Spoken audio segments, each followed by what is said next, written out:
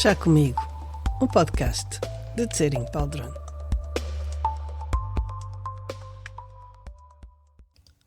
Ao longo dos anos, muitas pessoas me fizeram perguntas semelhantes. O que posso fazer pelo meu pai que está a envelhecer? Como posso ajudar o meu filho que está a sofrer? Como acompanho um amigo que perdeu alguém? Ou simplesmente, como posso aliviar o sofrimento das pessoas que amo? Acho que estas perguntas nascem de uma das coisas mais bonitas do ser humano. Quando amamos alguém, não queremos ver essa pessoa sofrer.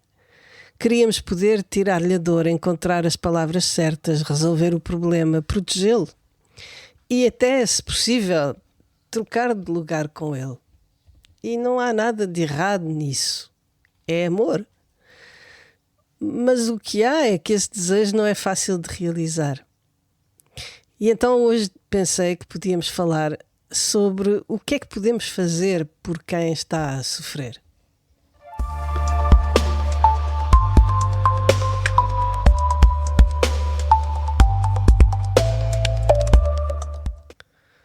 Tenho a certeza de que já esteve na presença de uma pessoa querida que estava a sofrer e que se sentiu completamente impotente para a ajudar. Que já sentiu o desejo de tomar sobre si o sofrimento do outro, porque na realidade o sofrimento dele lhe parece mais insuportável do que o seu seria. É complicado. E como todos os sentimentos humanos, este desejo tem várias camadas, é uma mistura. Há, claro, o desejo sincero de poder aliviar a dor, mas também, subtilmente, se repararmos bem, talvez haja uma suposição de que talvez sejamos mais fortes ou tenhamos mais capacidade para enfrentar a situação. Será isto, no limite, uma forma sutil de orgulho que acaba por menosprezar o outro? Ou será que é porque, se pudéssemos tomar sobre nós o seu sofrimento, estaríamos a fazê-lo por opção? E isso dar-nos-ia uma força maior do que quando nos sentimos vítimas. Será uma coisa ou outra? Será muitas outras coisas? Seja como for, no que toca a aliviar o sofrimento dos outros, as coisas nunca são fáceis. Às vezes, vemos claramente o que a pessoa devia fazer. Achamos nós. Claro, é fácil de ver quando o problema não é nosso, porque qualquer que seja o problema que enfrentamos, nós fazemos sempre parte dele. Nunca é apenas algo que nos acontece vindo do exterior. É também criado por nós e pela forma como vemos as coisas. É por isso que somos sempre muito bons conselheiros para os outros, porque é fácil ver como eles estão envolvidos nos seus problemas. Já quando nos toca a nós, as coisas não são assim tão claras. Há sempre coisas que podemos fazer, claro, quando alguém está a sofrer. Mas também há algo com que temos de ter bastante cuidado. Porque às vezes confundimos querer ajudar e querer salvar. E vindos nós de uma cultura que valoriza por demais a ideia de um salvador, esta ideia é fácil. É quando nos sentimos que, como se fosse nossa responsabilidade, impedir que a outra pessoa sofra. Porque nos sentimos impotentes, não conseguimos resolver, não conseguimos consertar. E essa impotência dói-nos quase tanto como a dor da outra pessoa. Mas será que ajudar significa sempre resolver? Ou será que existe uma outra forma de ajudar? No budismo não há o conceito de salvador. O Buda não nos salva. Os mestres não nos salvam. Os bodhisattvas não nos salvam. No sentido habitual da palavra, ao que estamos habituados. Eles mostram o caminho, sim. Inspiram, encorajam, caminham ao nosso lado, mas não nos salvam, porque ninguém nos pode salvar. Cada um de nós tem de atravessar as suas próprias ilusões. É claro, estamos a falar num certo aspecto mais espiritual, digamos assim, porque os outros podem nos salvar, claro, sim, podem salvar a nossa vida, podem salvar-nos do afogamento, podem salvar-nos de um incêndio, podem desenterrar-nos dos escombros, claro. Mas o que ninguém pode fazer por nós é, por exemplo, compreender por nós, amadurecer por nós. Ninguém pode acordar por nós. É até por isso que os conselhos alheios não servem de grande coisa.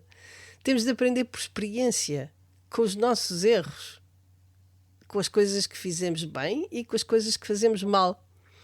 Não aprendemos com os erros dos outros, verdadeiramente. Podemos ver nos outros os resultados de certas escolhas ou ações, mas será que isso nos impedirá de as realizar no futuro se o momento chegar e se estivermos sob o efeito de uma emoção muito forte? Talvez sim, talvez não. No início, eu acho que abrir mão do desejo de salvar pode parecer um pouco duro, mas na verdade é profundamente respeitador. Porque é confiar que cada ser humano possui dentro de si a capacidade de despertar, de compreender, de mudar. E que a sua vida não é um problema para ser resolvido por outra pessoa, é um caminho que ele tem de percorrer. E quem somos nós para saber por onde o outro tem de caminhar? Quem somos nós para saber o que é bom para ele? Melhor do que ele próprio? E talvez seja precisamente isso que torna o acompanhamento tão precioso, porque acompanhar é muito diferente de salvar. Quem quer salvar sente, muitas vezes sem se aperceber, uma enorme responsabilidade pelo resultado.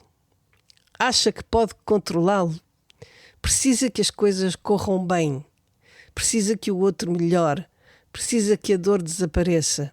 Caso contrário, sente que falhou.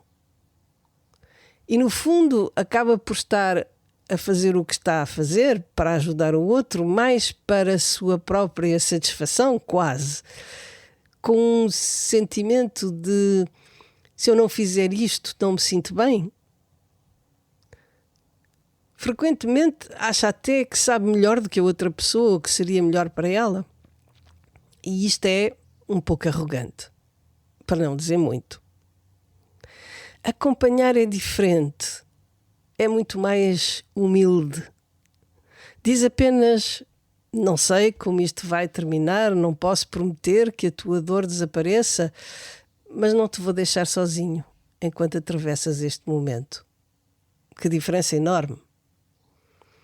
Porque deixa de haver uma luta para controlar a realidade. Estamos investidos, mas não pessoalmente, não como se o resultado da nossa ação fosse importante para o nosso ego, mesmo quando existem boas intenções. Quando nós acompanhamos, estamos em harmonia com a realidade, não estamos a tentar controlá-la, estamos com ela como ela é. E curiosamente tenho reparado que quando deixamos de tentar salvar, nos tornamos, na realidade, muito mais úteis. Porque começamos finalmente a ver a pessoa real que está à nossa frente. Já não estamos tão ocupados com a nossa ansiedade de resolver tudo. Estamos a escutá-la, a observar melhor, a responder ao que realmente está ali e ao que ela realmente precisa. E muitas vezes aquilo que mais ajuda não é nada de extraordinário. É fazer uma chávena de chá, é preparar uma refeição, é acompanhar alguém a uma consulta, dar um abraço, escutar, ou simplesmente sentar-nos ao lado dessa pessoa sem necessidade de preencher o silêncio. Há sofrimentos que não precisam de soluções imediatas, precisam de companhia. O amor nem sempre consegue suprimir o sofrimento, mas pode garantir que alguém, ou melhor, que ninguém, o atravesse sozinho. Talvez seja isso a compaixão. Não é retirar a dor, mas é recusar abandonar quem está a sofrer. aceitar presenciar a dor do outro sem se esquivar, nem tentar consertar tudo. E isto também muda a forma como olhamos para nós próprios, porque também às vezes nós gostaríamos que alguém viesse salvar-nos, que alguém nos dissesse exatamente o que fazer, que alguém nos garantisse que tudo vai correr bem, mas a vida não é assim. E talvez aquilo de que mais precisamos não seja alguém que faz o caminho por nós, mas alguém cuja presença nos recorde que somos capazes de o percorrer. Talvez isso seja o que fazem os verdadeiros amigos, os verdadeiros mestres, os verdadeiros companheiros de vida. Não retiram o peso dos nossos ombros porque não podem fazê-lo de toda a forma, mas ajudam-nos a descobrir uma força que se calhar não sabíamos que tínhamos. E talvez façam uma coisa ainda mais importante: confiam em nós quando nós próprios deixamos de confiar. Confiam na nossa capacidade para atravessar os momentos difíceis da nossa vida. E isso fica sempre connosco, quer eles estejam presentes, quer não. Às vezes parece-me que amar é isso. Não é controlar o futuro, não é negociar com a realidade, não é tentar impedir que a vida aconteça, mas permanecer com humildade, com ternura, com coragem. Permanecer porque a presença não é passiva, é uma forma de amor. É uma forma de amor que não precisa de controlar o desfecho, que aceita simplesmente dizer: estou aqui, estou contigo. E por vezes essas duas palavras são o maior presente que podemos oferecer a um outro ser humano. E pronto, era o chá 2. Espero que tenha sido quentinho, apesar do calor. Até breve.